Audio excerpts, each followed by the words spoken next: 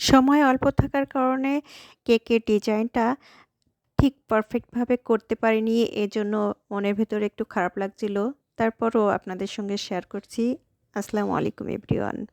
কাছে বা দূরে, দেশে বা দেশের বাইরে যে যেখান থেকে ভিডিওটি দেখছেন, আশা করি সবাই আল্লাহর অশেষ রহমতে অনেক অনেক ভালো আছেন ও সুস্থ আছেন। ডেকোরেশন করছি একটি ভ্যানিলা ফ্লেভারের কেক। তো খুবই শর্ট টাইমের ভেতরে এই ডেকোরেশনগুলো করা একটু সময় নিয়ে করলে ভালো হয়। মানে আমরা তো কোনো প্রফেশনাল আর্টিস্ট না, যার কারণে একবারেই পারফেক্টভাবে আঁকতে পারবো এরকম সেরকম তো হতে পারে না, আমাদের ভুল হতেই পারে।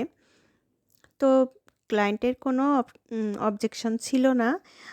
আমি শুধু তাকে বলেছিলাম যে এরকম ডিজাইন মানে পরবর্তীতে কোনো অর্ডার করলে একটু টাইম নিয়ে অর্ডারটা যেন করা হয়। তো ক্লায়েন্ট আসলে কিছুই বলেনি আমাকে, কিন্তু তারপরও নিজের কাজটা পারফেক্টভাবে করতে না পারলে নিজের কাছে কখনোই ভালো লাগে না। দেখতে পাচ্ছেন আপনারা কি যেন আঁকিবুকি করছি।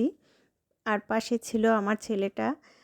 ও যেভাবে আরও আম মানে ছবিটা আঁকা দেখে কথা বলছিল, তাতে আমার মানে ওই টাইমটাই ঠিক কী বলবো বুঝতে পারছিলাম না।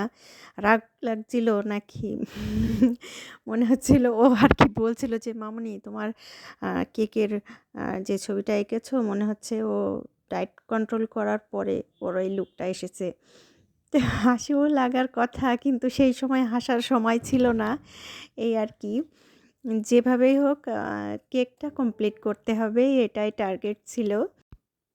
শুধু বারবার ঘড়ির দিকে তাকাচ্ছিলাম আর খুব দ্রুত করে নেওয়ার চেষ্টা করছিলাম। তো আমি মানে যেমনই আঁকা হোক না কেন রাইট নোটটা লিখে নিচ্ছিলাম।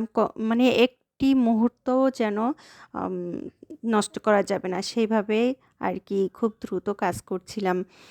তো রাইট নোটটা লেখার পরে আমি যেখানে আর কি আঁকাটা একটু খারাপ হয়ে গেছে ওইখানটাতে আমি আরেকটু হোয়াইট কালারের ক্রিম দিয়ে একটু আর কি ঠিক করার চেষ্টা করেছি।